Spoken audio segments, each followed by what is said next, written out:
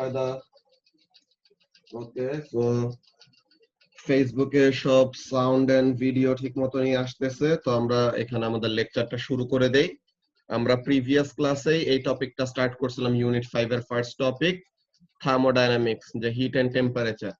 তো এটা নিয়ে আমরা বেসিক ব্যাপারগুলি বলছিলাম, স্টেটস অফ ম্যাটার কি জিনিস, একটা স্টেট থেকে আরেকটা স্টেটে কনভার্ট কিভাবে হয়, দেন এনার্জি ট্রান্সফারের কাজগুলো কি কি হয়, লাইক ল্যাটেন্ট হিটের একটা কনসেপ্ট আমরা নতুন করে শিখছি, যে latent heat of fusion, latent heat of vaporisation, এই ব্যাপারগুলো আমরা ক্লিয়ার করছিলাম।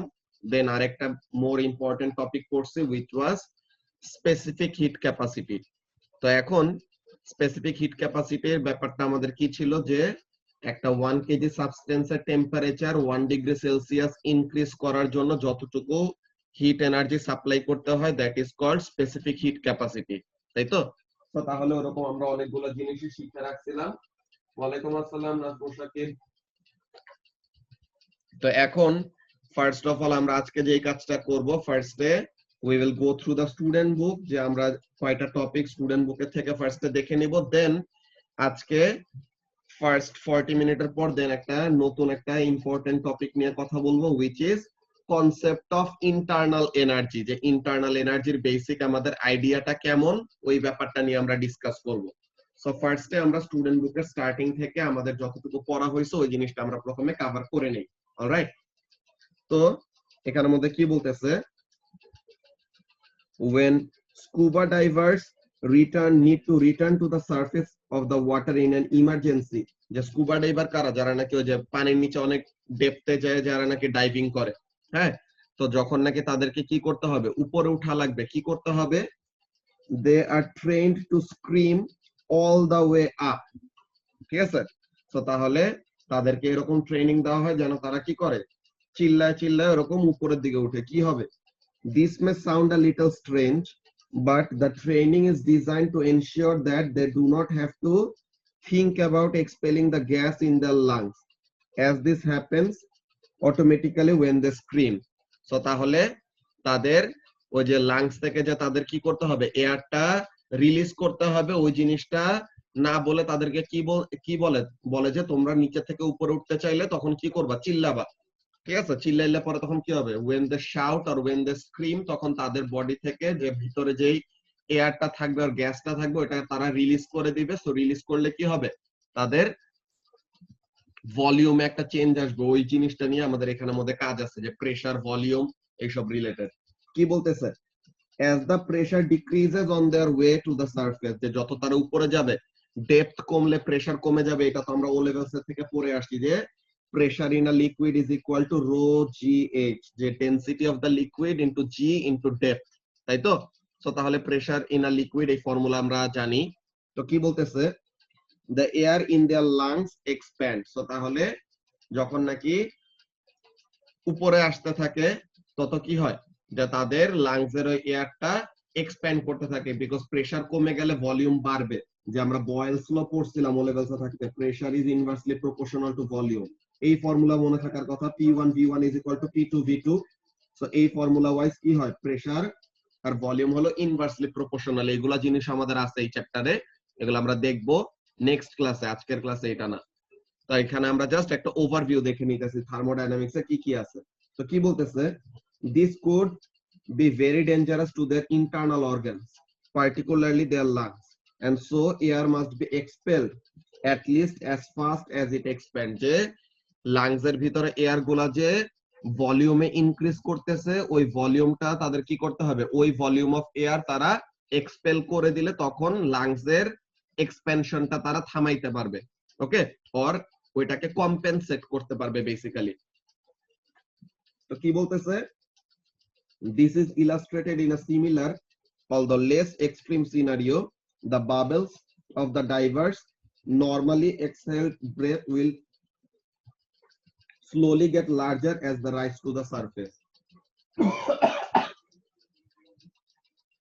আচ্ছা, তো তাহলে যে বাবেল ফার্স্টে নিচে, এটা তো ও লেভেলস এর কোশ্চেন একটা, যে পানির নিচে এরকম একটা বাবেল আছে, বাবেলটা যত উপর উঠবে কেমন চেঞ্জ হবে, এটা তোমাদেরকে জিজ্ঞাসা করতো। কি বলতা, যে যত উপর উঠবে তত বাবেলটা এক্সপ্যান্ড করবে, যে বাবেলের ভলিউমটা বাড়বে। কেন, কি রিজন দিতা, যে যত উপরে উঠবে তত কি হবে, যত উপরে উঠবে তত প্রেসার কমে যাবে, and pressure is inversely proportional to volume, so তাহলে প্রেসার কমলে ভলিউম বাড়ে। এই ব্যাপারগুলো তোমরা বলতা, তাই তো? সো এখন এখানের মধ্যে কাজটা কি, this chapter is all about the energy held by individual molecules and how on a large scale this energy is responsible for many macroscopic effects. Macroscopic and microscopic এই দুইটা ডিফারেন্স জানো? না ভাইয়া। ম্যাক্রোস্কোপিক এন্ড মাইক্রোস্কোপিক এই দুইটার মানে কি বলতে পারবা?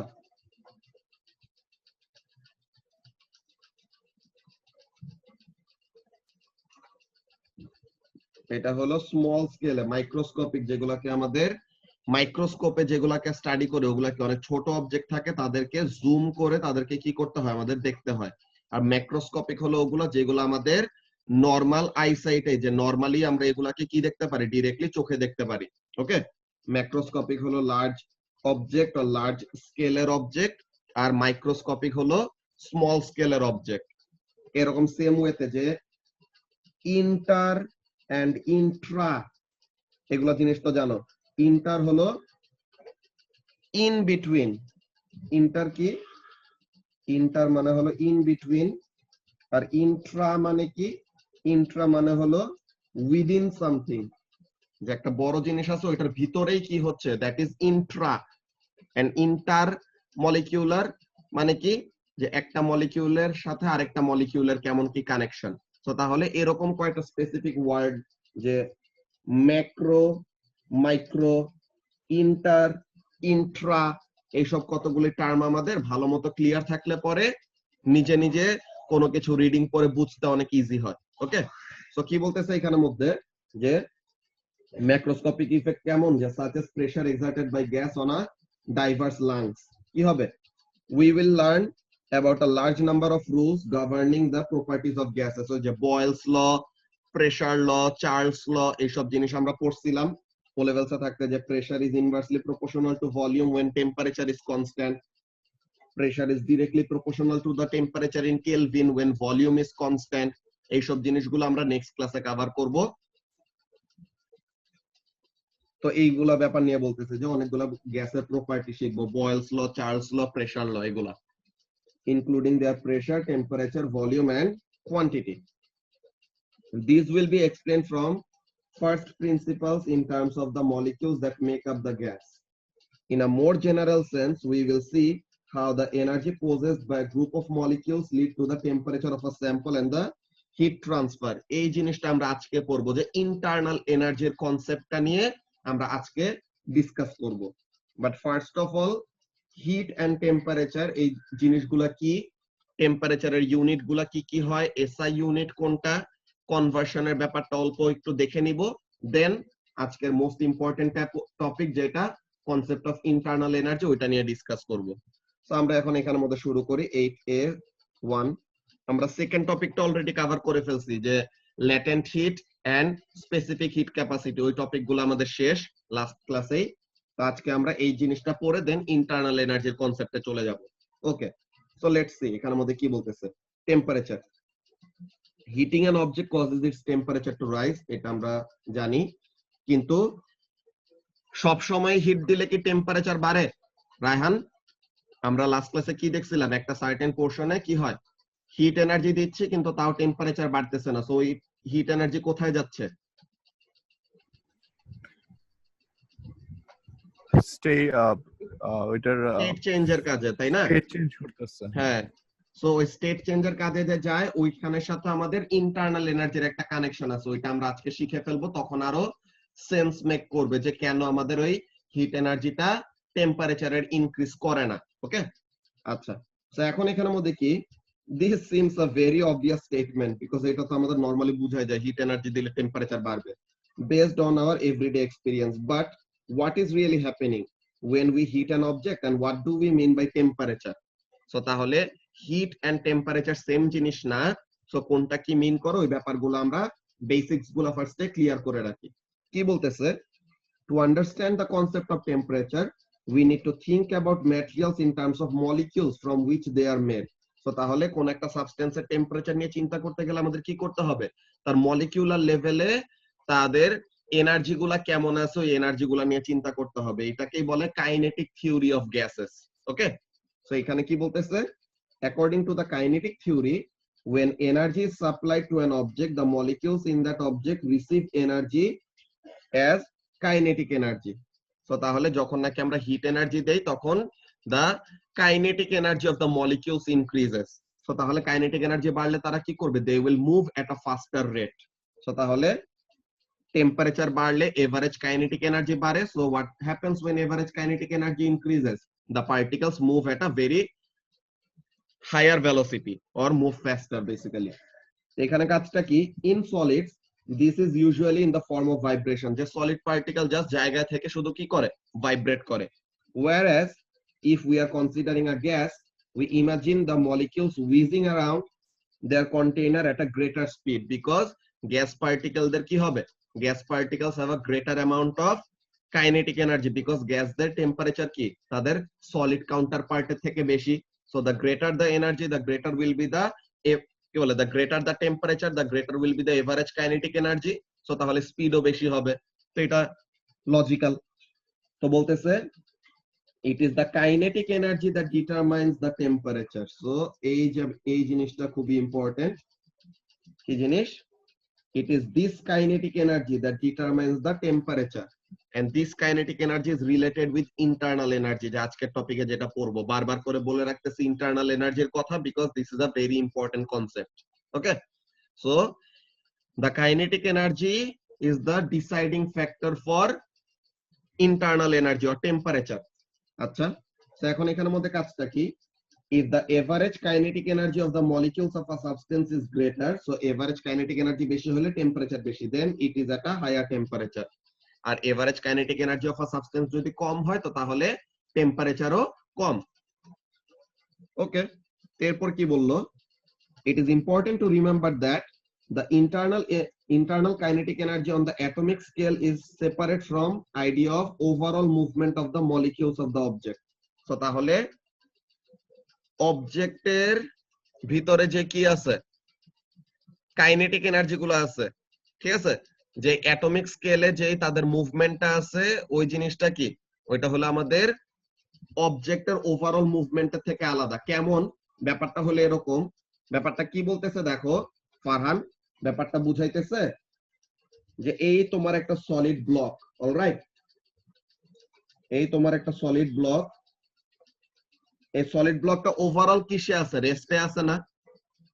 জি ভাইয়া। সলিড ব্লকটাকে আমি জাস্ট রেখে দিছি একটা জায়গায়, এরকম প্লেস করে দিলাম যে আমি মনে করো আমার হিট এনার্জি নিয়ে আর আমার কাইনেটিক এনার্জি নিয়ে কথা বলতেছে, আমি জাস্ট চেয়ারে বসে তোমাদের ক্লাস নিচ্ছি। So I am at rest.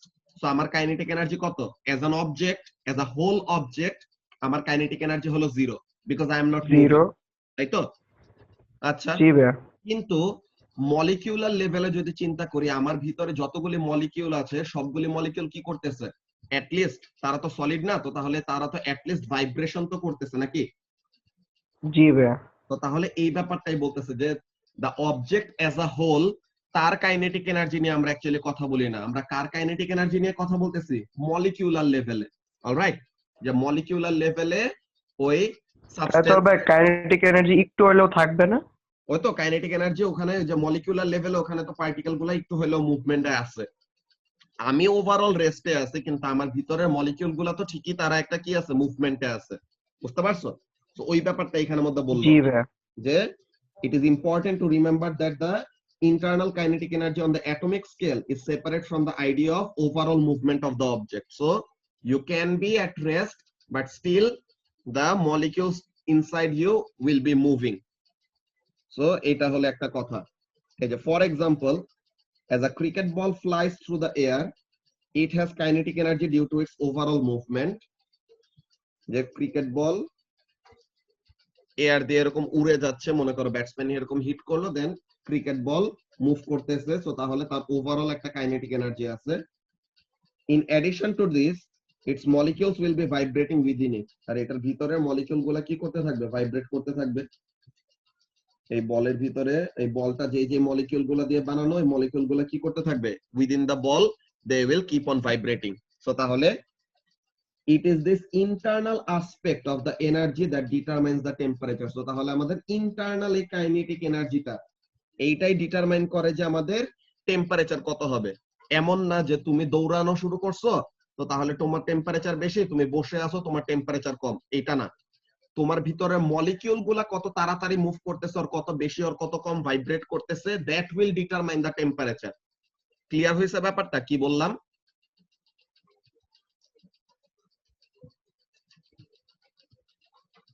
যেখানে মধ্যে আমাদের মধ্যে যে বডি টেম্পারেচার আসে এটাও কি এই যে এইসবের জন্য? হ্যাঁ আমাদের যে body temperature normal human body temperature কত 37 degree Celsius what is the reason for that আমাদের বডির ভিতরে যে মলিকিউল গুলো এরকম ভাইব্রেশনের মধ্যে আছে ওভারঅল তাদের এই ভাইব্রেশনের জন্য যে total kinetic energy that kinetic energy corresponds two 37 degree Celsius temperature বুঝতে পারছো জি ভাইয়া। এই যে এইখানের জন্য দেখো ফিগার এ তে একটা ইম্পর্টেন্ট কথা বলতেছে এই যে সলিডের মতো সেম এক্সপ্লেনেশন ফিগার এ তে এই যে একটা সলিড একটা ব্লক জাস্ট বসে আছে তার total kinetic energy of the overall object 0 the overall object is not moving কিন্তু এই ছোট একটা জায়গাকে জুম করে যখন নাকি বড় করে দেখা হচ্ছে কি দেখা যাইতেছে এই যে ভিতরে ছোট ছোট যে মলিকিউল গুলি আছে দে আর ইন কন্টিনিউয়াস ভাইব্রেশন তো তাহলে তারা কিন্তু ঠিকই মুভমেন্টে আছে তাই না the molecules are in movement but the overall object is at rest so তাহলে অবজেক্টের ওভারঅল কাইনেটিক এনার্জি 0 কিন্তু মলিকিউল গুলার একটা কাইনেটিক এনার্জি আছে and the kinetic energy of the internal molecules is the one that decides kinetic energy কি বলে temperature বেশি নাকি কম ওকে এই কথাটা বলতেছে কি a stationary piece of metal has no kinetic energy stationary মানে ওভারঅল অবজেক্টটা কি আছে রেস্টে আছে সো তাহলে a stationary piece of metal has no kinetic energy first of all ব্যাপারটা এটা গেল yet all its atoms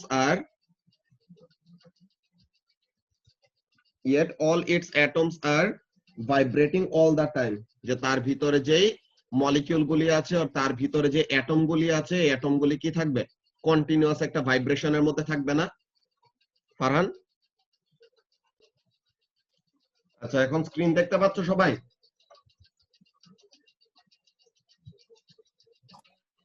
জি ভাইয়া। ওকে সো তাহলে আমি আগের কথাগুলো একটু রিপিট করি যেগুলো তোমরা শুনতে পাও নাই তো বলতেছিলাম যে আমি একটু আগে যেমন एग्जांपल দিলাম না যে ওভারঅল একটা অবজেক্ট স্টেশনারি আছে সো তাহলে তার overall kinetic energy 0 that's very good আচ্ছা ইন্টারনেট এমন 8টা বাজলেই এমন ছাতার মাথার সমস্যা দেখায়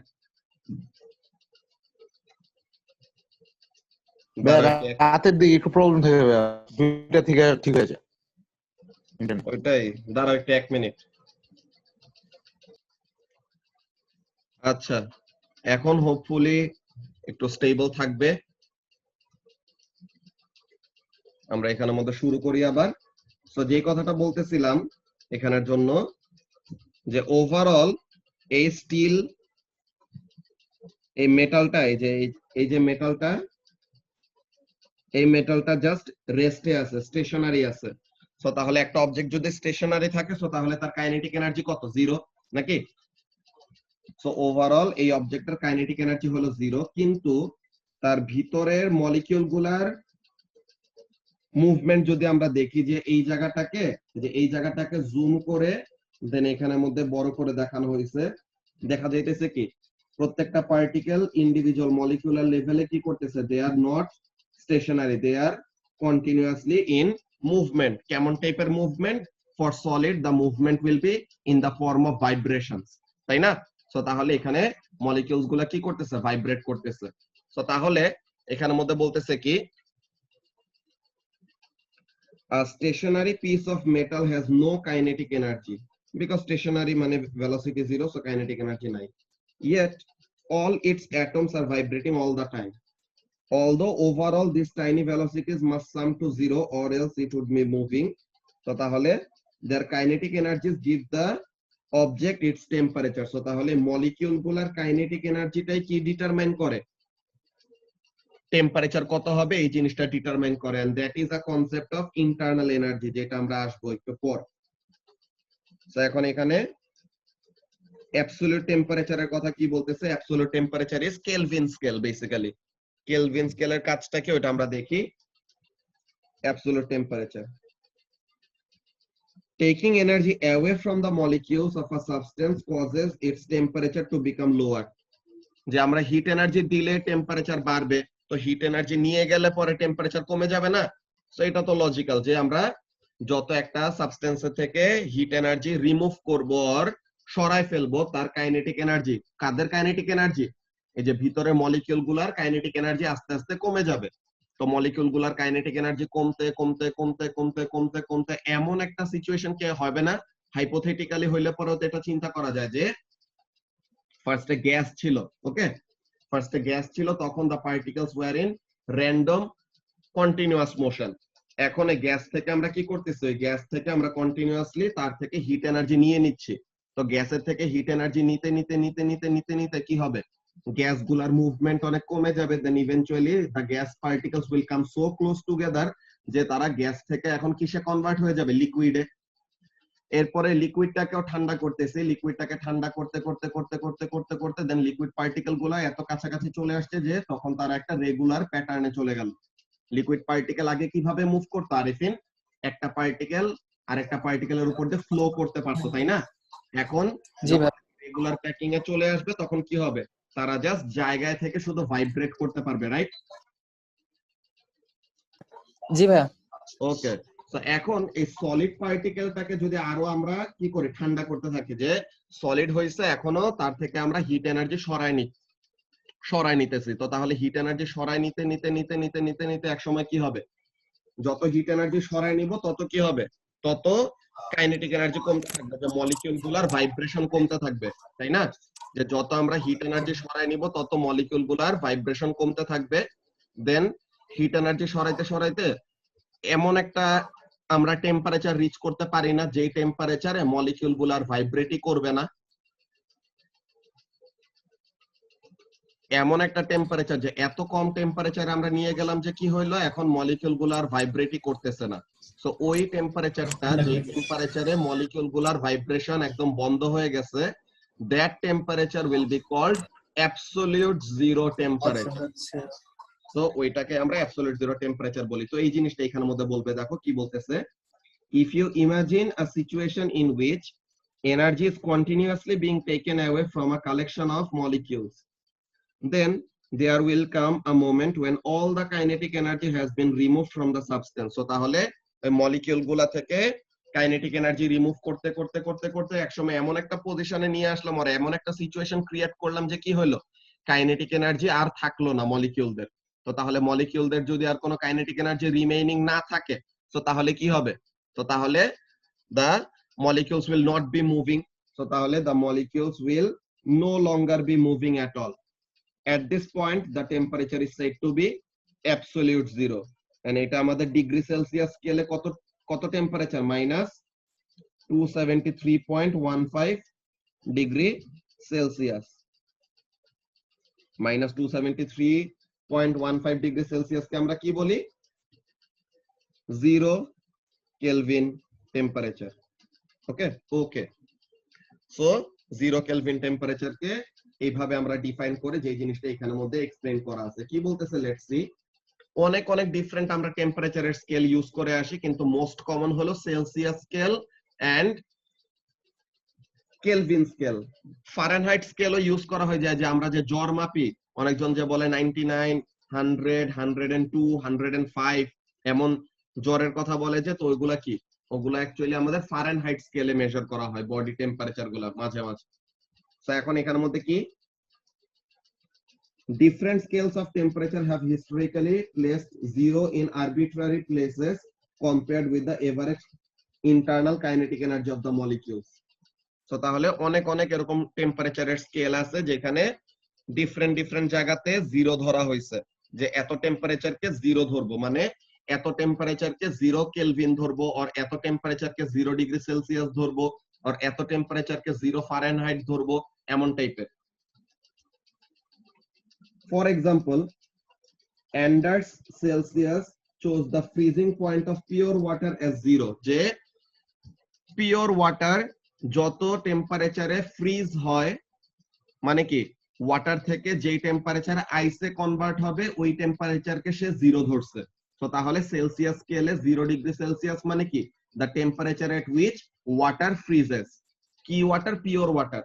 ইমপিওর হলে পরে তো এরকম freezing point, melting point, boiling point এগুলো একটু ফ্লাকচুয়েট করে। ওগুলো তো তোমরা কেমিস্ট্রিতে পড়ছো যে ইমপিউরিটি থাকলে যে এই ব্যাপারগুলো একটু ফ্লাকচুয়েট করে। তো এখন এখানের মধ্যে কাজটা কি? Anders Celsius chose the freezing point of pure water as the 0 on his temperature scale, but Daniel Gabriel Fahrenheit placed 0 at 32 degrees Celsius below the freezing point of water on the Fahrenheit scale. Key expectation hai, in the expectation that there would never be a temperature colder than 0 Fahrenheit to measure. তো সে ভাবছিল যে -32 degree সেলসিয়াসের চেয়ে কম temperature আর কখনো হবে না, সে এরকম expect করছিল। তো সে তখন ওইটাকে 0 ধরে রাখছিল। কিন্তু পরে যা দেখছে কি, পরে যা তো দেখা গেল যে এর থেকে আরো অনেক নেগেটিভ ডিগ্রি সেলসিয়াস পর্যন্ত যাওয়া যায়। তো এখন এখানে বলতেছে যে on this scales absolute 0 is at, এই যে সেলসিয়াস স্কেলে হলো -273.15 ডিগ্রি সেলসিয়াস মানে হলো অ্যাবসলিউট 0 মানে 0 কেলভিন। আর ফারেনহাইট স্কেলে ওইটা কত? -459.67 ডিগ্রি ফারেনহাইট। ফারেনহাইট আর আরেকটা টেম্পারেচার স্কেল আছে র‍্যাঙ্কিন, ওই দুটো নিয়ে আমাদের চিন্তা করতে হবে না, ওগুলো আমাদের সিলেবাসে নাই, জাস্ট জেনারেল নলেজের জন্য তোমাদের বইয়ের মধ্যে ইনক্লুড করা আছে। ওকে, আমাদের just Kelvin and degree Celsius নিয়ে ডিল করতে হবে।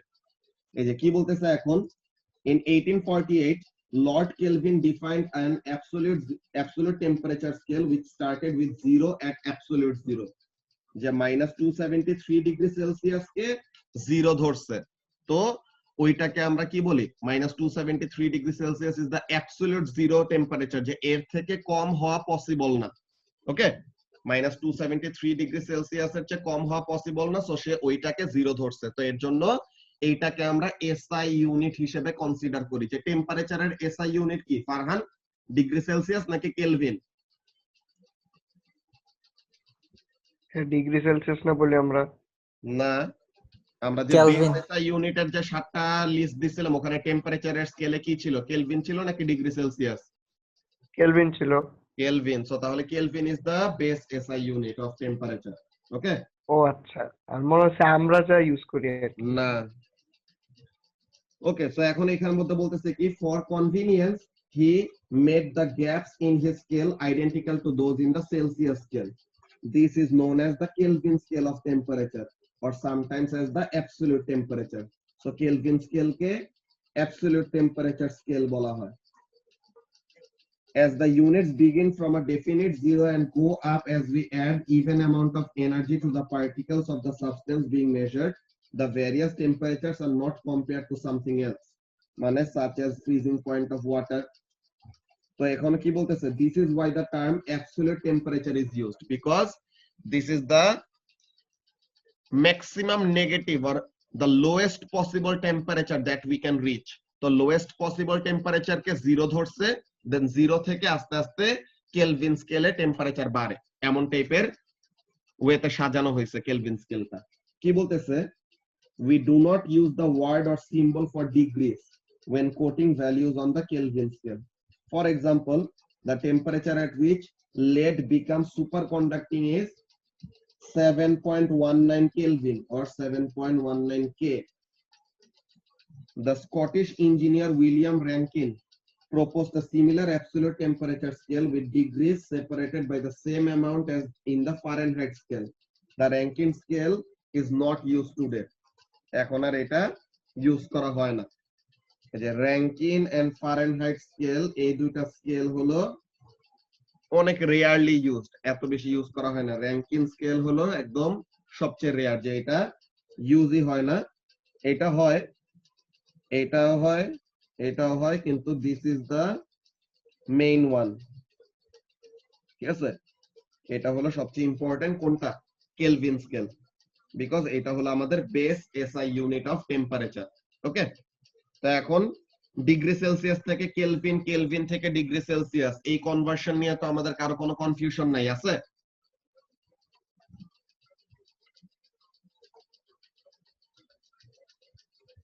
তোমাকে যদি কি করে, তোমাকে যদি না ভাইয়া নাই। ডিগ্রি সেলসিয়াসে কোনো টেম্পারেচার দেওয়া থাকে, যে টেম্পারেচার ইন ডিগ্রি সেলসিয়াস, এইটা থেকে যদি তোমাকে কেলভিন স্কেলে কনভার্ট করতে বলে, তো তাহলে ডিগ্রি সেলসিয়াসের টেম্পারেচারের সাথে তুমি কি করবা?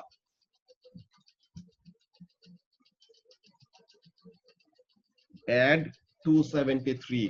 সো তাহলে তোমাকে যদি বলে, এই যে এই চেক পয়েন্ট কোশ্চেন গুলো আমরা করে ফেলি। এ নাম্বারে কি বলছে?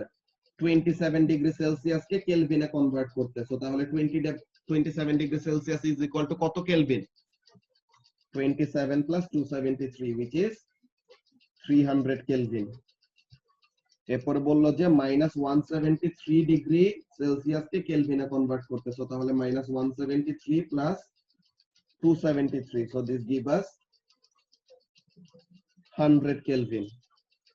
এখন বললো 100 ডিগ্রি সেলসিয়াস কে কেলভিনে নিতে। সো তাহলে 100 প্লাস 273 which is 373 কেলভিন। এরপরে ডি নাম্বারে কি বলছে? 288 কেলভিন কে ডিগ্রি সেলসিয়াসে নিতে। সো তাহলে কেলভিন থেকে ডিগ্রি সেলসিয়াসে নিতে সময় এখন কি করতে হবে? ডিগ্রি সেলসিয়াস থেকে কেলভিনে নিতে সময় প্লাস করছি, তো তাহলে কেলভিন থেকে ডিগ্রি সেলসিয়াসে নিতে সময় মাইনাস করতে হবে না আরিফিন?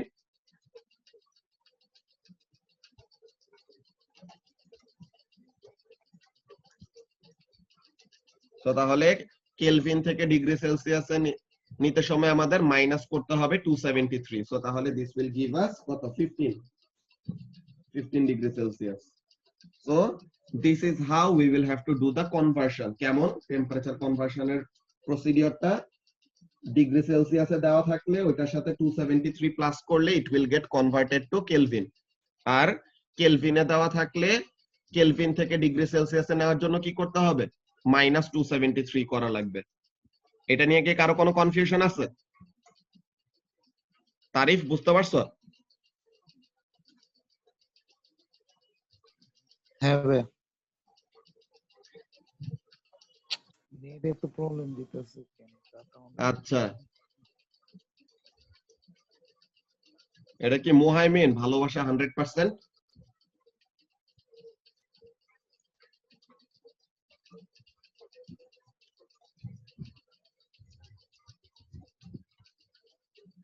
আচ্ছা, সো এখন এই প্র্যাকটিক্যাল স্কিলস এর এই জিনিসটা আমরা যদি দেখি, থার্মোস্ট্যাটের এই কথাটা বলছে, এই জিনিসটা তোমরা পরে রাখবা, এটা আমরা নেক্সট ক্লাসে ডিসকাস করব। থার্মোস্ট্যাটের এই ব্যাপারটা খুবই ইন্টারেস্টিং, এটা নিয়ে তোমাদের আগে ডিল করা হয়েছে। এগুলা আমাদের অটোমেটিক সার্কিট গুলা নিয়ে আমরা কথা বলছিলাম, ঠিক আছে?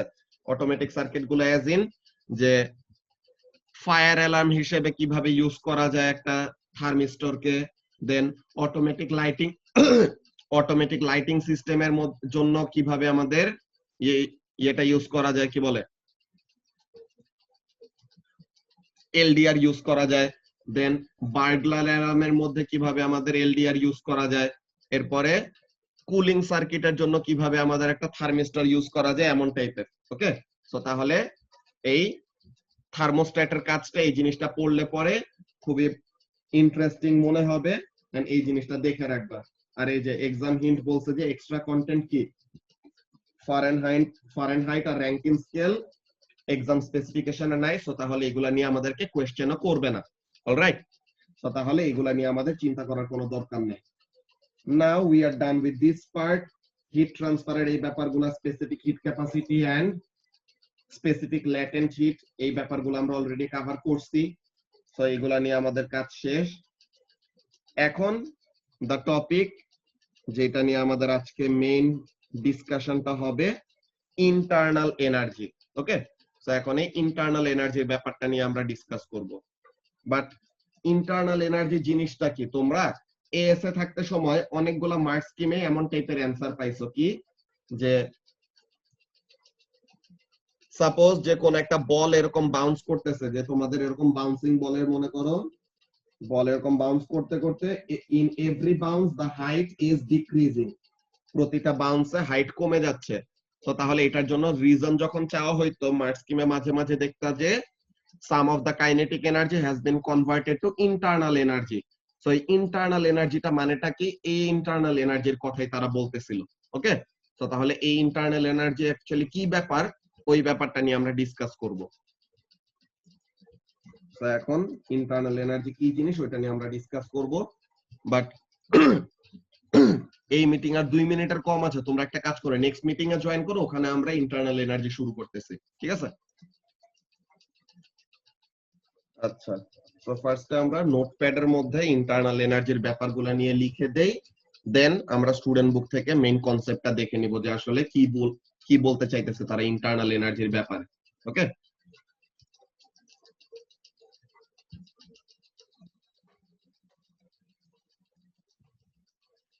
থার্মোডাইনামিক্স এর এই টপিকটা আমাদের বেশি দিন লাগবে না, থার্মোডাইনামিক্স এর এটা নেক্সট উইকে শেষ হয়ে যাওয়া উচিত।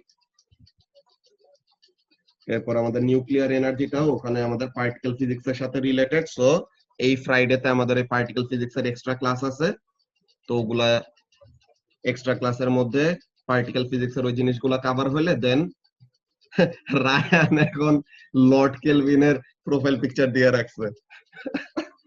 আচ্ছা, তো এখন এখানের মধ্যে কাজটা কি, ইন্টারনাল এনার্জি নিয়ে আমরা আজকে ডিসকাস করব, concept of internal energy.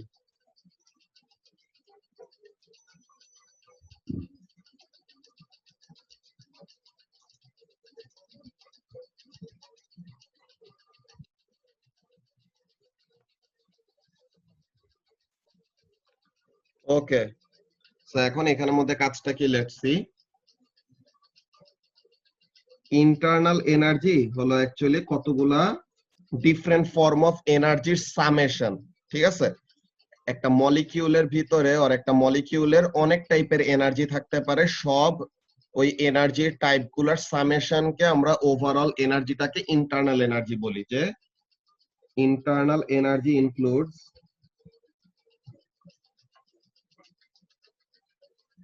The following.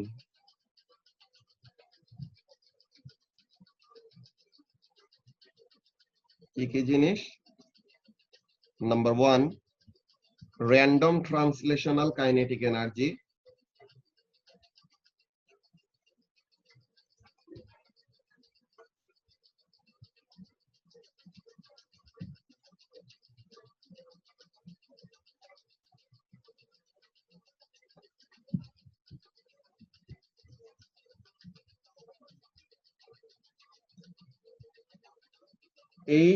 এই এনার্জিটাই, এই কাইনেটিক এনার্জিটাই হলো দ্য ডিটারমাইনিং ফ্যাক্টর, যার উপরে কি করে, টেম্পারেচার ডিপেন্ড করে। যে this kinetic energy is directly proportional to temperature in Kelvin scale. ওকে,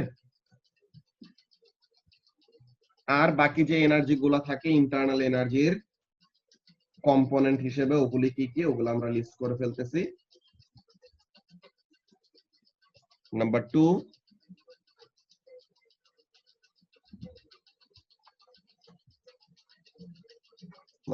হলো potential energy between molecules.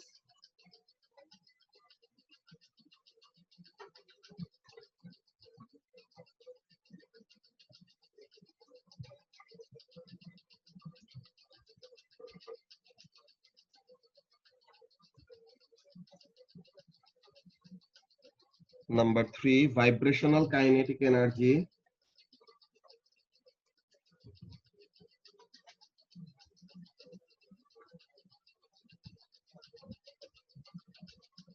Vibrational kinetic energy of atoms inside molecules.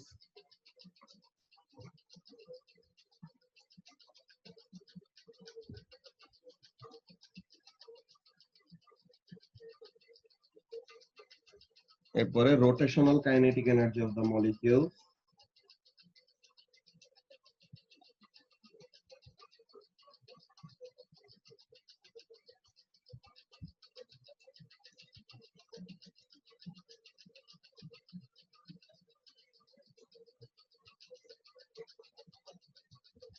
Then lastly, potential energy of the atoms inside the molecules.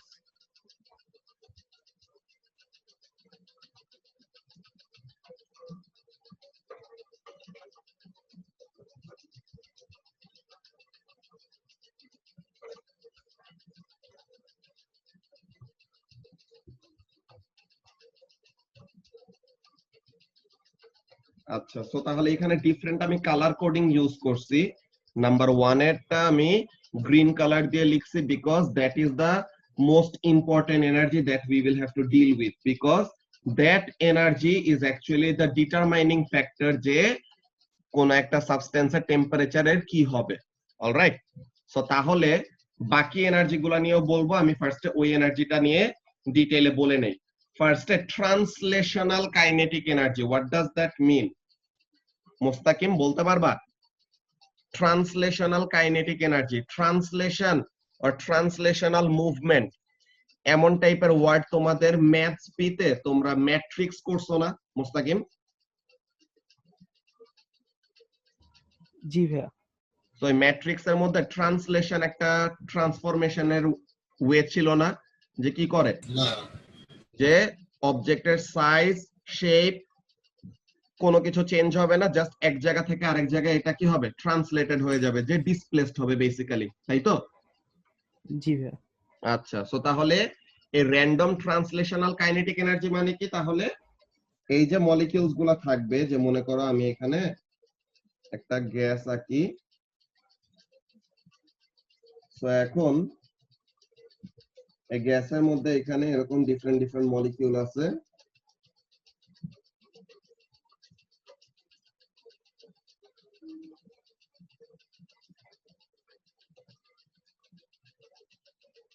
গ্যাসকে আমি এটা মনে করি একটা water vapour রাখতেছি, ঠিক আছে? Water ভেপারও তো একটা গ্যাস। সো এখন এটা মনে করো ওয়াটার ভেপার। এখন the water vapors are moving in random direction, যে তারা গ্যাস না, তো তাহলে গ্যাসের মুভমেন্টটা কি হয়? কন্টিনিউয়াস র্যান্ডম মোশন নাকি? তো তাহলে এই যে ব্লু কালার অ্যারো দিয়ে যেগুলা ড্র করলাম, এগুলা কি? these are the movement due to translational movement, যে তারা এক জায়গা থেকে আরেক জায়গায় যাবে। অলরাইট, যে এখানে তারা কি করতেছে, তারা এক জায়গা থেকে সিম্পলি আরেক জায়গায় যাচ্ছে। So this is random translational kinetic energy. And এই মুভমেন্টটা কার উপরে ডিপেন্ডেন্ট, আর এই মুভমেন্টটাই অ্যাকচুয়ালি কি ডিটারমাইন করে? Temperature of the temperature of the overall substance. Okay, so particle গুলি যদি অনেক তাড়াতাড়ি মুভ করে, মানে কি average random translational kinetic energy যদি বেশি হয়, সো তাহলে টেম্পারেচার উইল বি গ্রেটার, আর যদি এটা কম হয় তো তাহলে টেম্পারেচার কম। ওকে, বাকি এনার্জি গুলা কি বলতেছে দেখো। নাম্বার 2 তে বলতেছে পটেনশিয়াল এনার্জি বিটুইন মলিকিউলস। এই যে মলিকিউল গুলোর মধ্যে এক একটা স্পেসিং আছে না, দেখো তো, কিছু কিছু মলিকিউল কাছাকাছি আছে, কিছু কিছু মলিকিউল দূরে দূরে আছে। So due to their spacing between the molecules, যে মলিকিউল গুলো নিজেদের মধ্যে স্পেসিং এর জন্য তাদের কি থাকবে? একটা পটেনশিয়াল এনার্জি থাকবে। ওকে, সো তাহলে এটা হলো একটা মোড অফ এনার্জি।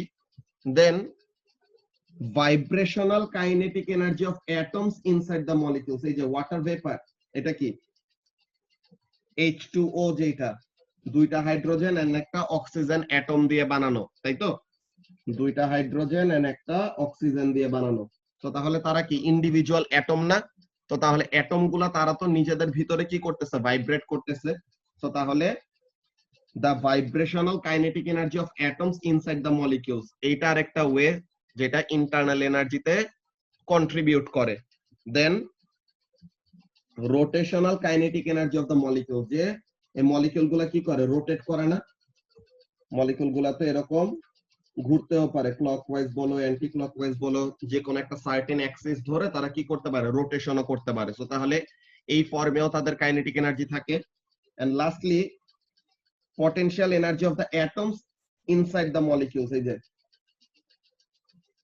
এই যে হাইড্রোজেন অক্সিজেন। তো তাহলে এই যে অ্যাটম টু অ্যাটম যে একটা সেপারেশন আছে, সেই সেপারেশনের জন্য তাদের মধ্যে কি থাকবে? একটা পটেনশিয়াল এনার্জি থাকবে, যে তাদের বন্ডিং এর জন্য তাদের মধ্যে একটা পটেনশিয়াল এনার্জি থাকে। সো এই এনার্জির কথা বলা হইতেছে। So this all 5 energies together determine what? Together determine the total internal energy of a substance. Okay? এই পাঁচটা এনার্জির কম্বিনেশনে আর এই পাঁচটা এনার্জি টোটাল সাম আপ করলে যেটা পাবো that will be called what? That will be called the internal energy of the molecule. ব্যাপারটা কেমন? ব্যাপারটা বুঝাই বলি। এখানের মধ্যে আমরা এখন লাস্ট দিন যেই জিনিসগুলা পড়ছিলাম, এই যে গ্রাফটার মধ্যে যাই, এই যে এই পোর্শনটায় কি হয়েছিল? হিট এনার্জি দিচ্ছি কিন্তু কি হচ্ছে না? হিট এনার্জি দিচ্ছি কিন্তু টেম্পারেচার বাড়তেছে না। এখানের মধ্যেও হিট এনার্জি দিচ্ছি কিন্তু টেম্পারেচার বাড়তেছে না। ওয়াই? কি হয়েছে? হিট এনার্জি দিলে টেম্পারেচার কেন বাড়বে না? বিকজ এনার্জি তো ট্রান্সফার হচ্ছে, there is no doubt about that, যে আমরা হিট এনার্জি দিচ্ছি, সাবস্টেন্সটা হিট এনার্জি গেইনও করতেছে, ওইটা নিয়ে কোনো প্রবলেম না। কি হয় ব্যাপারটা খেয়াল করো। Suppose let me draw solid, ওকে?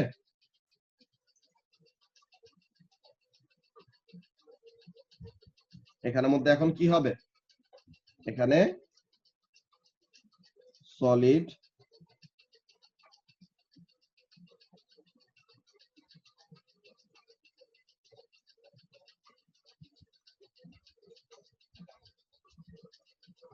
রেগুলার প্যাকিং এ এরকম পার্টিকেল গুলো থাকবে।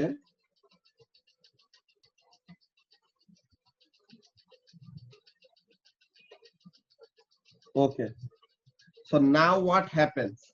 যখন আমি হিট দিব অ্যাকচুয়ালি কি হবে? এই যে আমি হিট এনার্জি সাপ্লাই দিচ্ছি একটা বানসন বার্নার দিয়ে, হিট এনার্জি সাপ্লাই দিচ্ছি। So what is happening over here? যত হিট দিব, the heat energy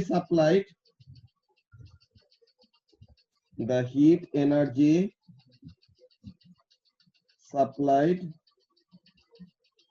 will increase the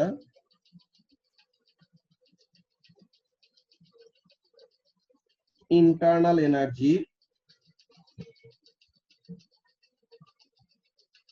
of the substance. So energy conservation নিয়ে কোনো প্রবলেম নাই।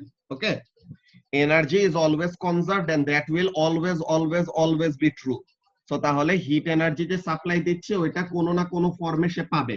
ওকে, সো হিট এনার্জি দিচ্ছি, this will increase the internal energy, but internal energy মানেই যে শুধু random translational kinetic energy gain করবে, এটা কি কোনো কম্পালসরি ব্যাপার আছে রায়হান? ইন্টারনাল এনার্জি তো অনেক ওয়েতে চেঞ্জ হইতে পারে। যে কি হবে, ফার্স্টে যখন নাকি আমরা হিট এনার্জি দিচ্ছি, হোয়াট উইল হ্যাপেন? যখন নাকি হিট এনার্জি দিচ্ছি, the random translational kinetic energy, যে ভাইব্রেশনের রেটটা আরো ভিগরাস হয়ে যাবে। ওকে, ভাইব্রেট করবে আরো মোর ভিগরাসলি। তো তাহলে এইভাবে করে তারা ভাইব্রেশনের রেট বাড়াইতেছে, যত র্যান্ডম ট্রান্সলেশনাল কাইনেটিক এনার্জি বাড়বে তত কি হবে Farhan? Random translational kinetic energy বাড়লে পরে টেম্পারেচার বাড়বে, তাই তো? জি ভাইয়া। আচ্ছা, তো তাহলে ইনিশিয়ালি যখন হিট দিচ্ছি তখন কি হচ্ছে? আমি পাশে এখন ওই হিটের গ্রাফটা আরেকবার আঁকবো, তাহলে যেন তোমরা ব্যাপারটা বুঝতে পারো কি হচ্ছে কোন সিচুয়েশনে। অলরাইট, তো এখন এখানের মধ্যে ব্যাপারটা দেখো, আমরা ছোট করে গ্রাফটা আঁকি।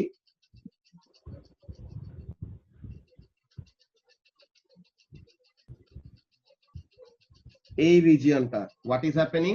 হিট দিচ্ছি, কি হচ্ছে? random translational kinetic energy is increasing. Okay, so what is happening over G here? Random translational KE is increasing. So এই পোর্শনে random translational kinetic energy বাড়তেছে। যখন নাকি মেল্টিং পয়েন্ট রিচ করবে, ওকে, সলিড তো প্রথমে মেল্ট হবে, সো তাহলে যখন নাকি মেল্টিং পয়েন্টটা রিচ করবে তখন কি হবে? তখন random translational kinetic energy change না করে, হ্যাঁ, তখন কি হবে, random translational kinetic energy change না করে এই এনার্জিটা চেঞ্জ হবে basically. Potential energy between the molecules বেড়ে যাবে। কি হবে, পার্টিকেল গুলার মধ্যে সেপারেশনটা বেড়ে যাবে, যে পার্টিকেল গুলো এখানে ক্লোজলি প্যাকড আছে না, অনেক কাছাকাছি আছে না, তখন কি হবে, পার্টিকেল গুলি ফার্দার অ্যাপার্ট চলে যাবে, যে একজনের থেকে আরেকজন একটু দূরে চলে যাবে। ওকে, তো দূরে চলে গেলে ওখানে কি হইতেছে, potential energy between the molecules are increasing. Mustakim কি বুঝতে পারতেছো কি বলতেছি? জি ভাইয়া। ওকে, সো তাহলে what will happen over here, random translational kinetic energy না বেড়ে what will happen, the molecules will go further apart from one another. So since they are further apart from one another, what is happening, the potential energy between the molecules are increasing. So এখানের মধ্যে কি হচ্ছে,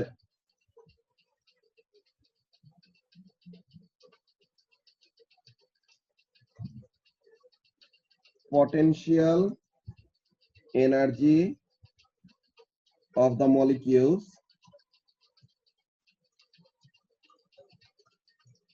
দেন আরো এই energy গুলা, যে 3, 4, 5 also 3,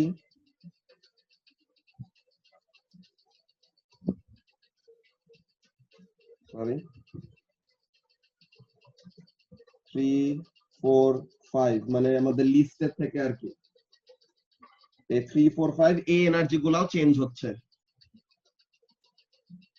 but one remain constant. তো তাহলে ওয়ান যদি কনস্ট্যান্ট থাকে তো তাইলে পরে কি, ইন্টারনাল এনার্জি কি বাড়তেছে না, আমরা হিট এনার্জি দিতেছি, ইন্টারনাল এনার্জি কিন্তু ঠিকই বাড়তেছে। এইখানে এই যে দেখো মুস্তাকিম, এই ব্যাপারটা এখন ক্লিয়ার হয়ে যাওয়া উচিত। দেখো ব্যাপারটা খেয়াল করো, এই পোর্শনটা, এই যে হোয়াইট কালার দিয়ে মাত্র যে অ্যারো দিয়ে যে রিজনটা দেখাইতেছে, এই রিজনটা কি হইতেছে, হিট এনার্জি দিতেছি, কি হইতেছে, random translational kinetic energy বাড়তেছে। So that means internal energy is increasing, তাই তো, internal energy বাড়তেছে। কার জন্য, the internal energy is increasing because random translational kinetic energy is increasing. So এর জন্য internal energy বাড়তেছে। and এইখানে কি internal energy বাড়তেছে না, এই জায়গাতেও কিন্তু ইন্টারনাল এনার্জি বাড়তেছে, কিন্তু টেম্পারেচার বাড়তেছে না। কেন, বিকজ ইন্টারনাল এনার্জি বাড়লে যে টেম্পারেচার বাড়বে এমন কোনো কথা নাই। টেম্পারেচার বাড়বে কার উপর ডিপেন্ড করে, only and only upon this energy which is random translational kinetic energy of the molecules. এই মলিকিউল গুলা random translational kinetic energy যত বাড়বে তত টেম্পারেচার বাড়বে। বুঝতে পারছো এখন? জি ভাইয়া। ওকে, সো তাহলে এখানের মধ্যে কি হয়, এইখানেও all the time যতক্ষণ আমরা কোন একটা সাবস্টেন্স কে হিট করতেছি, all the time its internal energy will increase. Temperature constant থাকলেও ইন্টারনাল এনার্জি বাড়ে, টেম্পারেচার বাড়লেও ইন্টারনাল এনার্জি বাড়ে। কিন্তু এটা কিভাবে পসিবল, টেম্পারেচার যখন বাড়তেছে the internal energy is increasing due to the fact that what is happening, random translational kinetic energy of the molecules are increasing. And even when the temperature is constant, মানে কি temperature বাড়তেছে না, তাইলে পরেও internal energy বাড়তে পারে। why is that, or কিভাবে possible, যদি র্যান্ডম ট্রান্সলেশনাল কাইনেটিক এনার্জি ছাড়া অন্য এনার্জি গুলা বাড়ে, তাইলে পরেও তো ইন্টারনাল এনার্জিটা কি করবে, তারা কন্ট্রিবিউট করবে না। তো তাহলে ইন্টারনাল এনার্জি তাইলে পরেও ইনক্রিজ করবে। ব্যাপারটা কি বুঝতে পারছো আরিফিন? জি ভাইয়া বুঝতে পারছি। ওকে, এন্ড এই ব্যাপারটাই আমরা এখন ডিটেইলে স্টুডেন্ট বুকের থেকে দেখব, তাহলে পরে হোপফুলি এটা ক্লিয়ার হয়ে যাবে। So let's see internal energy কি বলতেছে। The average kinetic energy of the particles in a material gives the material the temperature. So average kinetic energy of particles কি দেয় তার টেম্পারেচারটা ডিটারমাইন করে। However, in addition to this kinetic energy, যে এই kinetic energy ছাড়াও প্রত্যেকটা মলিকিউলের অন্য এনার্জিও আছে, যেটা আমরা একটু আগে লিস্টটা নোটপ্যাডে লিখে আসছি, ওই লিস্টের কথাটা এখানে মধ্যে বলতেছে। দেখো যে এই কাইনেটিক এনার্জি, যে র্যান্ডম ট্রান্সলেশনাল কাইনেটিক এনার্জি ছাড়াও অন্য এনার্জি গুলাও আছে যেগুলা কি করে, ইন্টারনাল এনার্জিতে কন্ট্রিবিউট করে। সো যে each molecule will have some potential energy which is as a result of its position within the structure of the material.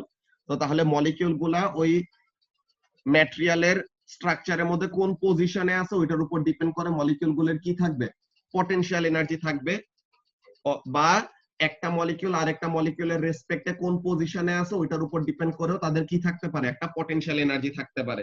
ওকে, তো তাহলে কি বলতেছে, or in relation to other molecules in the substance। তো তাহলে এই যে molecule গুলা অন্য মলিকিউলের রেসপেক্টে কোন পজিশনে আছে, অর সাবস্টেন্সের মধ্যে তারা কোন পজিশনে আছে ওইটার উপর ডিপেন্ড করে the molecules will have some what, they will have some potential energy, and this potential energy is also a contributor of internal energy।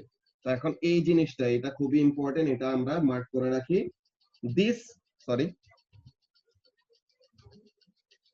This potential energy is due to the bonds between the molecules। এই potential এনার্জিটা কেন, molecule গুলোর মধ্যে যে বন্ডিংটা আছে, bonding এর জন্য। সো এখন the most important part is this: if we sum the kinetic and potential energies of all the molecules within a given mass of substance, যে সব মলিকিউল গুলা এন্ড অ্যাটম গুলার সব কাইনেটিক এন্ড পটেনশিয়াল এনার্জিকে sum up করলে আমরা কি পাবো,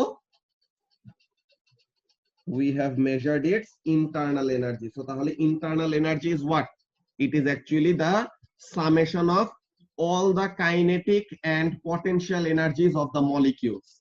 ঠিক আছে, তো তার মানে পটেনশিয়াল এনার্জি বিটুইন মলিকিউল বাড়লেও ইন্টারনাল এনার্জি বাড়বে, kinetic energy of the molecules বাড়লেও ইন্টারনাল এনার্জি বাড়বে। কিন্তু টেম্পারেচার কখন বাড়বে আরিফিন? জি ভাইয়া। Potential energy between molecules increase করলেও ইন্টারনাল এনার্জি বাড়ে, kinetic energy of molecules increase করলেও ইন্টারনাল এনার্জি বাড়ে, তাই তো? তো তাহলে টেম্পারেচার কোন সময় বাড়বে? যখন র্যান্ডম ট্রান্সলেশনাল কাইনেটিক এনার্জি যখন ইনক্রিজ করবে, এক্স্যাক্টলি জাস্ট তখনই টেম্পারেচারের চেঞ্জ আসবে। অর এলস পটেনশিয়াল এনার্জি বাড়তেছে, সাথে ইন্টারনাল এনার্জি তো বাড়বেই, তাহলে পটেনশিয়াল এনার্জি বাড়লে ইন্টারনাল এনার্জি বাড়বে, ভালো কথা, but that will cause no change whatsoever in the temperature. ব্যাপারটা কি ক্লিয়ার সবার কাছে এখন, যে টেম্পারেচার আমাদের অ্যাকচুয়ালি কোন এনার্জির উপর স্পেসিফিক্যালি ডিপেন্ডেন্ট? জি ভাইয়া। মোস্তাকিম বুঝতে পারছো এখন? জি ভাইয়া।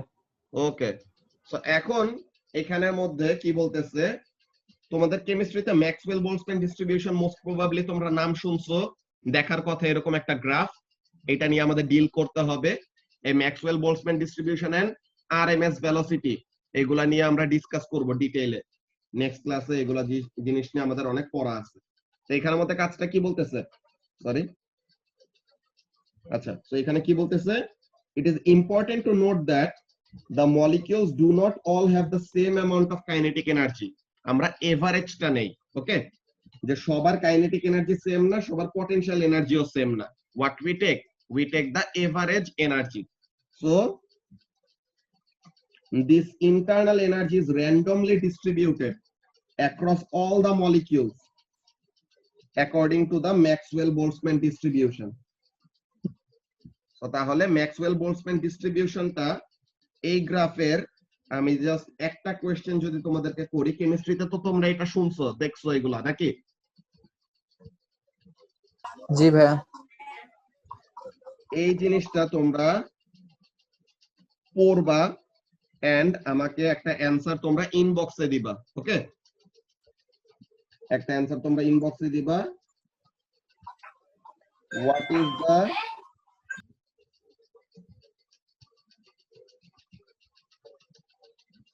value represented by the area under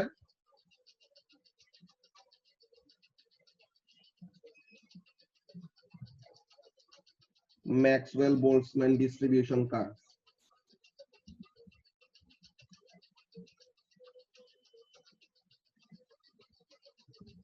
ঠিক আছে, কি এনার্জি ম্যাক্সওয়েল বোলসম্যান ডিস্ট্রিবিউশন কার্ভে তো আমাদের এক্স অ্যাক্সিসে এনার্জি আর ওয়াই অ্যাক্সিসে হলো নাম্বার অফ মলিকিউলস আছে রায়হান। তো তাহলে কি এনার্জি রিপ্রেজেন্ট হবে টোটাল এরিয়া আন্ডার দ্য গ্রাফে?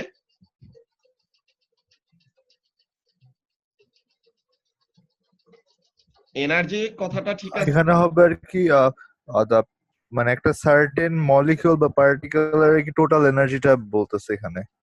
এখানে এটা সার্টেন molecule মলিকিউল বা atom। পার্টিকেলের না, এরিয়া আন্ডার দ্য গ্রাফ তোমাকে কাইনেটিক এনার্জি না স্পেসিফিক্যালি রুফায়দা, এটা টোটাল ইন্টারনাল এনার্জিটা আমরা পাই। ওকে, এখানের মধ্যে কি হয় রায়হান, গ্রাফটা আমরা খেয়াল করি। ওকে, আমরা গ্রাফটা যদি একটু ডিটেইলে দেখি তাহলে পরে আমাদের ব্যাপারটা ক্লিয়ার হবে। তোমার আইডিয়াটা ঠিক আছে, বুঝতে পারছো তুমি কি ভেবে এনার্জির কথা বলছো, কিন্তু আমি তোমাকে একটু ব্যাপারটা ক্লিয়ার করে দেই তাহলে পরে আরো ভালো মতো বুঝতে পারবা গ্রাফটা। ওকে, ওয়াই অ্যাক্সিসে দেখো কি রিপ্রেজেন্ট করতেছে নাম্বার অফ মলিকিউলস, আর এক্স অ্যাক্সিসে রিপ্রেজেন্ট করতেছে এনার্জি। গ্রাফটা কেমন ভাবে শো করতেছে কি জিনিস ওইটা আমরা ডিটেইলে দেখব। ওকে, নাম্বার অফ মলিকিউল 0, এনার্জি 0। তো তাহলে 0 molecules have 0 energy, মানে কি এমন কোন মলিকিউল নাই যাদের কোনো এনার্জি নাই, মানে কি সব মলিকিউলেরই অল্প না অল্প হইলেও কিছু এনার্জি আছে। এই ব্যাপারটা মিন করতেছে না রায়হান? জি ভাইয়া। আচ্ছা, সো তাহলে 0 molecules have 0 energy, মানে all molecules have at least a certain portion of energy, প্রত্যেকটা মলিকিউলেরই অল্প হইলেও কিছু এনার্জি আছে। ফার্স্ট এর ব্যাপার, ফার্স্ট এর পয়েন্টটা দেখে আমরা এটা বুঝলাম। নাও ওয়াই অ্যাক্সিস এক্স অ্যাক্সিসে কোনো ভ্যালু দেওয়া নাই, ভালো কথা, কিন্তু ব্যাপারটা যদি আমরা এমন ভাবে খেয়াল করি, সাপোজ আমরা নিজেদের সুবিধার জন্য আমরা একটু মার্কিং করি কয়টা, মনে করো এখানে 10টা 20টা 30 40 50 60 70 80। আচ্ছা, তো এখন দেখো ব্যাপারটা কি, 10টা মলিকিউলের এতটুকু এনার্জি আছে। ওকে, 10টা মলিকিউলের এই সার্টেন অ্যামাউন্ট অফ এনার্জি আছে, 20টা মলিকিউলের এতটুকু এনার্জি আছে, 30টা molecule 30 molecules have this amount of energy, 40 molecules have this amount of energy, 50 molecules have this amount of energy, then 60 molecules have this amount of energy. Okay, so ব্যাপারটা বলতে আমরা কি বুঝতেছি দেখো, 10টা মলিকিউল প্রত্যেক জনের, মনে করো এখানে যদি আমরা ভ্যালুগুলো দেই 1 জুল 2 জুল 3 4 5 6 7 8 9 10 এমন আমরা যদি ভ্যালুগুলো দেই, তো তাহলে পরে দেখো ব্যাপারটা কি বোঝায়, ব্যাপারটা কি বলতেছে দেখো রায়হান, তুমি যদি গ্রাফটা নরমালি গ্রাফ আমাদের কিভাবে রিপ্রেজেন্ট করা হয় ব্যাপারটা বেসিক থেকে চিন্তা করো তাহলে বুঝতে পারবা। 10টা মলিকিউলের 1 জুল করে এনার্জি আছে, মানে কি each molecule have 1 joule of energy. তো তাহলে 10টা মলিকিউলের টোটাল কত এনার্জি আছে? 10 জুল, নাকি?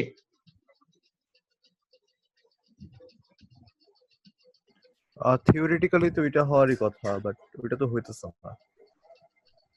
কি হইতেছে না? মানে তুমি যেটা বলে এটা তো লিনিয়ার না, যে তোমার একটা হলে 10 মানে 10টা মলিকুলের 1 জুল করে এরকম। এখানে তো এই যে গ্রাফের মধ্যে তো এই জিনিসটাই, যে এখানে আমাদের টোটাল মলিকিউল কয়টা আছে ওইটা আমরা গুণে বলবো পরে। ওকে, টোটাল কয়টা মলিকিউল আছে ওইটা আমরা গুণে বলবো। এখানের মধ্যে দেখো যে 1 জুল করে এনার্জি আছে 10টা মলিকিউলের, স্ট্যাটিস্টিক্স করছিলা না ও লেভেলসে থাকতে সময়, তো ওখানে মধ্যে অমনে করে বসাইতা না যে this number of people take this amount of time, যে তোমার মনে করো একটা লিফট দিয়ে ওরকম মানুষ উঠবে, ঠিক আছে, তো তখন ওখানে ওর লিফট একটা ফ্লোর থেকে আরেকটা ফ্লোরে যাবে, সো ওখানে মধ্যে তোমাদের এরকম টাইমের রেঞ্জ দিত যে 55 থেকে 60 সেকেন্ড লাগে একটা সার্টেন ফ্রিকোয়েন্সি অফ মানুষের, যে 5 জন মানুষের এতটুকু সময় লাগে।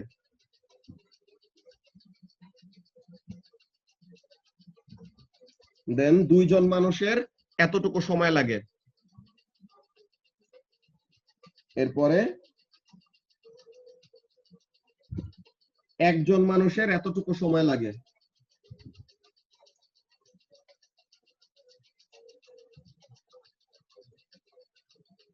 দেন 9 জন মানুষের এতটুকু সময় লাগে। So what does that mean? এখানে ফ্রিকোয়েন্সি 5 মানে কি 5 জন মানুষ প্রত্যেক জনের ইন বিটুইন 60 এন্ড 55 সেকেন্ড এটা লাগতেছে সময়, নাকি এমন বলতা না? জি ভাইয়া। তো তাহলে এখানের জন্য ব্যাপারটা সেম, যে এখানের জন্য কি হইতেছে তোমার 1 জুল করে এনার্জি আছে কয়টা পার্টিকেলের আর কয়টা মলিকিউলের? 10টা মলিকিউলের 1 জুল করে এনার্জি আছে।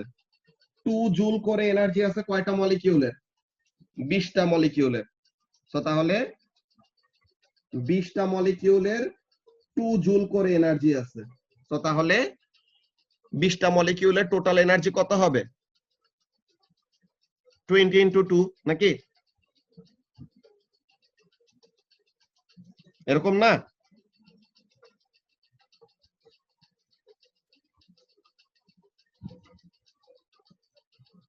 রায়হান কি বুঝতেছো কি বলতেছি?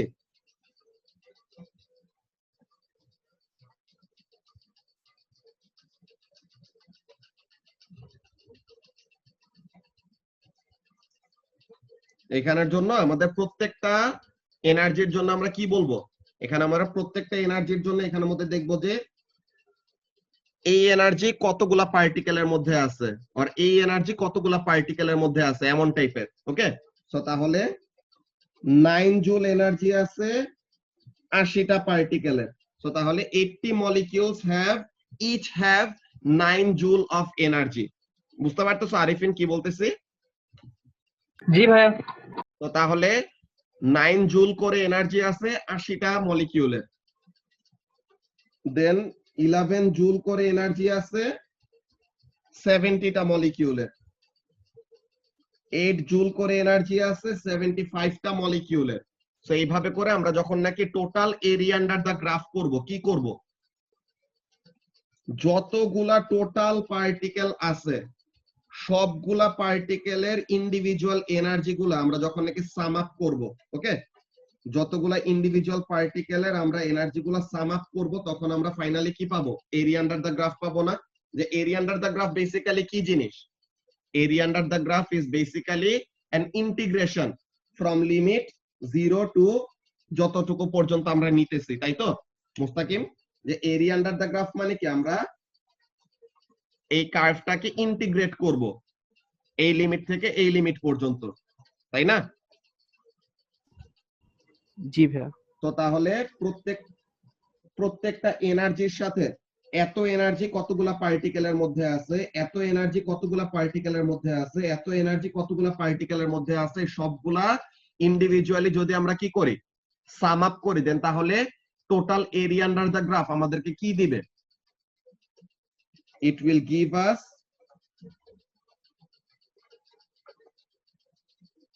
the total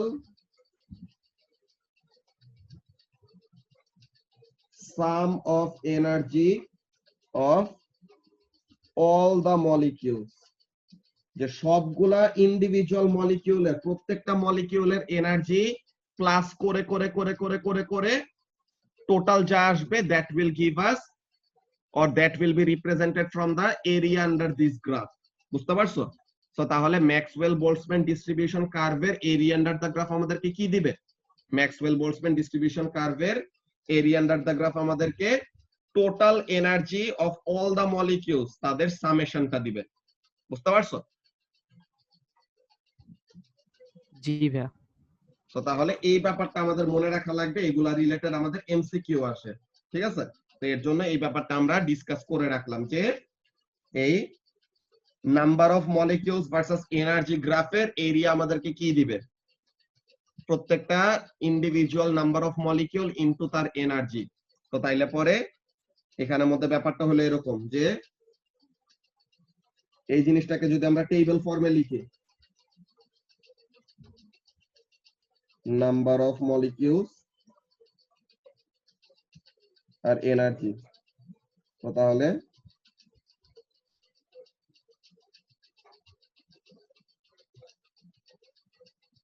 জিরোটা মলিকিউলের 0 এনার্জি, 5টা মলিকিউলের 2 জুল করে এনার্জি, 7টা মলিকিউলের 5 জুল করে এনার্জি, 10টা মলিকিউলের 7 জুল করে এনার্জি, 12টা মলিকিউলের 19 জুল করে এনার্জি, 15টা মলিকিউলের 20 জুল করে এনার্জি, দেন 13টা মলিকিউলের 17 জুল করে এনার্জি, আবার 12টা মলিকিউলের 15 জুল করে এনার্জি, আবার 10টা মলিকিউলের 9 জুল করে এনার্জি, আবার 5টা মলিকিউলের 7 জুল করে এনার্জি,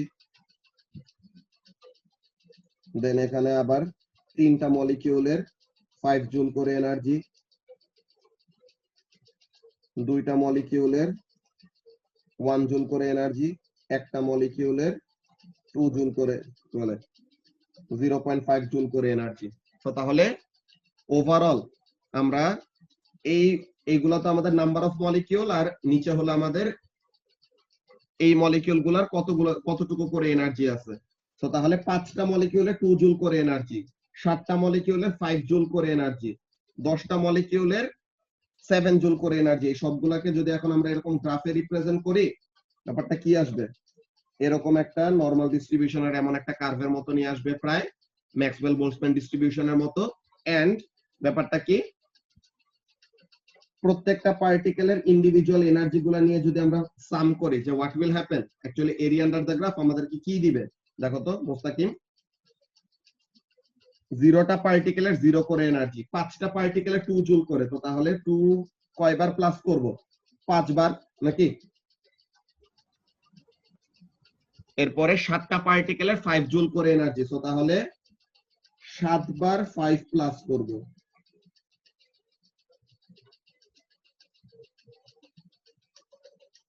এরপরে 10টা পার্টিকেলের 7 জুল করে এনার্জি, তো তাহলে 10 বার 7 প্লাস করব, যে 10টা পার্টিকেলের 7 জুল করে এনার্জি আছে। তো তাহলে এরকম আমরা কি করব, 1 2 3 4 5 6 7 8 9 10, এইভাবে করে করতে করতে আমাদের সবগুলা পার্টিকেলের ও সবগুলা মলিকিউলের এনার্জির সামেশন করলে পরে আমাদের কি আসবে, area under the graph. So তাহলে the area under the graph will give us what, the total sum of energy of all the molecules. Okay, so তাহলে the characteristic shape of the graph কি show করে, no molecules have zero energy. so তাহলে 0 molecules have zero energy, মানে প্রত্যেকটা মলিকিউলের অল্প হলেও energy আছে। then only a few molecules have high energy, এই যে এনার্জি বেশি কাদের, এনার্জি বেশি আছে খুবই কম মলিকিউলের। আচ্ছা এখানে ভুলে আমি এনার্জি গুলো একটু কমাই দিচ্ছি, এখানে ভুল হয়েছে একটা।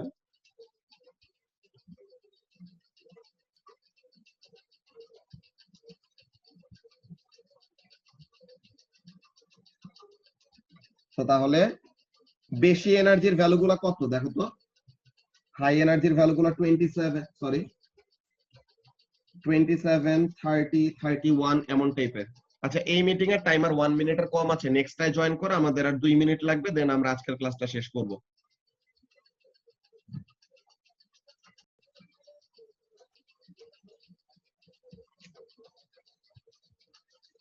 আল্লাহ,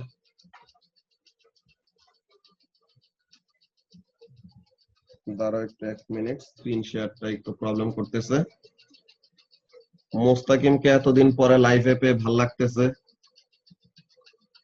এতদিন তো ভিডিও দেখছো নাকি পরে?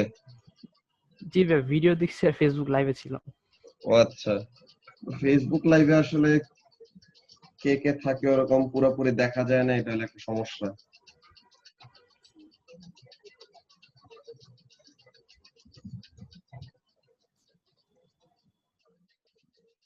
এরপরে কি অবস্থা, বাকি সাবজেক্ট গুলো কেমন চলতেছে?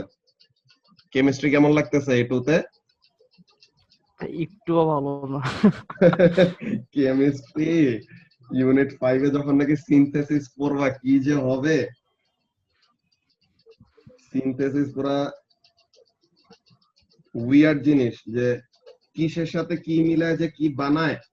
যদিও লজিক্যাল, আমরা অনেক লজিক্যাল ওয়েতে এ লেভেলসে পড়ি, তো তাহলে ওখানে নিয়ে আমাদের এত বেশি প্রবলেম হয় না, বাট স্টিল তোমার এই aldehyde, ketone, carboxylic acid, phenol, benzene প্রত্যেকটা মিক্স করে যে তারা কি করবে, মনে করো যে ফার্স্ট এর দিকে মনে হবে যে চুল সব ফালাই দেয়, এমন অবস্থা। আল্লাহ, বেশিরভাগই কি ভাই অর্গানিক স্টাফ? হ্যাঁ অর্গানিকই, অর্গানিকই ওখানে মধ্যে একে হলো অর্গানিক, আর একটা হলো ট্রানজিশন মেটালে কতজন প্যারা খায়, অনেকজনই খায় না, বাট ট্রানজিশন মেটালেও কয়টা একটু স্পেসিফিক কয়টা ব্যাপার আছে যেগুলো একটু ট্রিকি, বুঝার ব্যাপার আছে। দেন আরেকটা হলো রেডক্স ইকুইলিব্রিয়াম, ওখানের মধ্যে রেডক্স রিঅ্যাকশনের কতগুলি ক্যালকুলেশন আসে, ইএমএফ বের করার ক্যালকুলেশন আর পটেনশিয়াল ডিফারেন্স বের করার ক্যালকুলেশন, ওগুলা একটু কয়টা ব্যাপার আছে, বুঝছো? আরেফিন তো অলরেডি ইউনিট 5 পড়ছো, আরেফিন তো জানো নাকি পড়ো নাই এখনো? জি ভাই, একটু কাটা কাটা আসতেছিল কথা। ইউনিট 5 পড়ছো এখনো কেমিস্ট্রি? ভাইয়া পড়তেছি। আচ্ছা, না জিজ্ঞাসা করতাম যে পড়া হয়ে গেলে পরে জিজ্ঞাসা করতাম যে কেমন লাগতেছে ইউনিট 5। ভাইয়া অতটা কিছু পড়া হয়নি, কারণটা হলো এক্সামের পরে স্টার্ট করছি হ্যাঁ তো ওইটা আবার। তুমি তো এক্সামের জন্য ব্রেক নিছিলে, এর জন্য আর কি। হ্যাঁ, ওইটার জন্য অনেক কিছু মিস করে ফেলছি। হ্যাঁ আচ্ছা, তো তাহলে আমরা যে ব্যাপারটা নিয়ে বলতেছিলাম ওই জিনিসটা এখন তাড়াতাড়ি শেষ করে ফেলি। যে বলতেছে এই যে হাই এনার্জি, দেখো 27, 30, 31 এরকম এনার্জি কাদের আছে? খুবই ফিউ নাম্বার অফ পার্টিকেলের, যে very few particles have high energy. কারোরই জিরো এনার্জি নাই, কিন্তু খুবই কম পার্টিকেলের অনেক হাই এনার্জি আছে। And there is no maximum value for energy a molecule can have, যে ম্যাক্সিমাম এনার্জি কত থাকতে পারবে তার কোনো লিমিট নাই। ওকে, ম্যাক্সিমাম এনার্জি আমাদের অনেক বড় একটা এনার্জিও সে রাখতে পারে। মেজরিটি অফ দ্য এনার্জি কোথায় থাকে? এভারেজ নাম্বার অফ, এই যে মেজরিটি অফ দ্য পার্টিকেলের এনার্জি থাকে এভারেজ, তো এই এভারেজ এনার্জিটাই ডিটারমাইন করবে টেম্পারেচারটা। সো এগুলা নিয়ে আমরা আসবো, যে টেম্পারেচার রিলেটেড একটা ফর্মুলা আছে, half mc squared is equal to 3 half kT। এখানে তুমি জাস্ট সিম্পলি কোন একটা গ্যাসের টেম্পারেচার জানো, জাস্ট তার টেম্পারেচার জানো, ব্যাস। You only know the name of the gas and you know its temperature, you can determine the kinetic energy of the gas। এই ফর্মুলা দিয়ে এটা বের করা পসিবল, এগুলা নিয়ে আমরা পড়বো পরে, ঠিক আছে? তো এখন এই কথাটা কি বলতেছে দেখো, sorry, a Maxwell-Boltzmann distribution graph is for one specific temperature। তো তাহলে একটা স্পেসিফিক টেম্পারেচারের জন্য এই গ্রাফটা এমন। তো তাহলে আমাদের গ্রাফটা কেমন হইতে পারে? ম্যাক্সওয়েল-বোলটজম্যানের graph,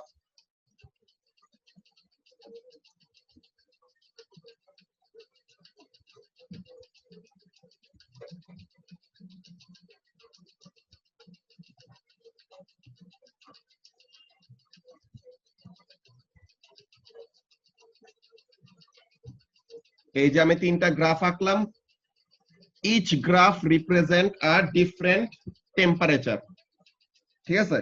each graph represent a different temperature. যে এখানের মধ্যে দেখো এই গ্রাফটাই কি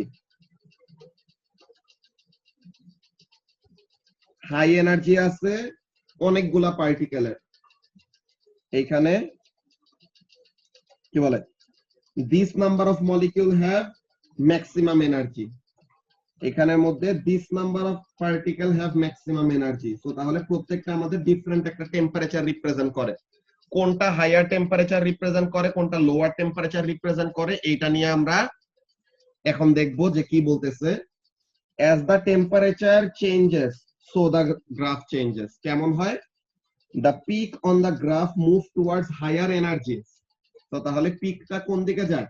হায়ার এনার্জির দিকে যায়। সো এনার্জি তো এক্স অ্যাক্সিসে,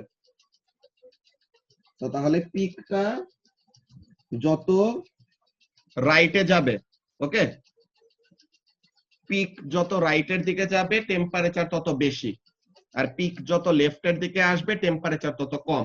ওকে, সো তাহলে the peak on the graph move towards higher temperature, that is towards right আর কি। পিক যত রাইটের দিকে যাবে তত কি হবে? it will represent a higher temperature। so এই গ্রাফ অ্যাকচুয়ালি এমন ভাবে ড্র করে, আমি একটু পিক আর ব্রেডটা মিলাই ফেলছি এখানে, এখানের মধ্যে বেসিক্যালি এমন হয়।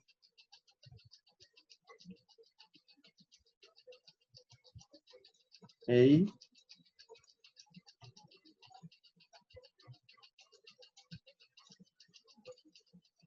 এরকম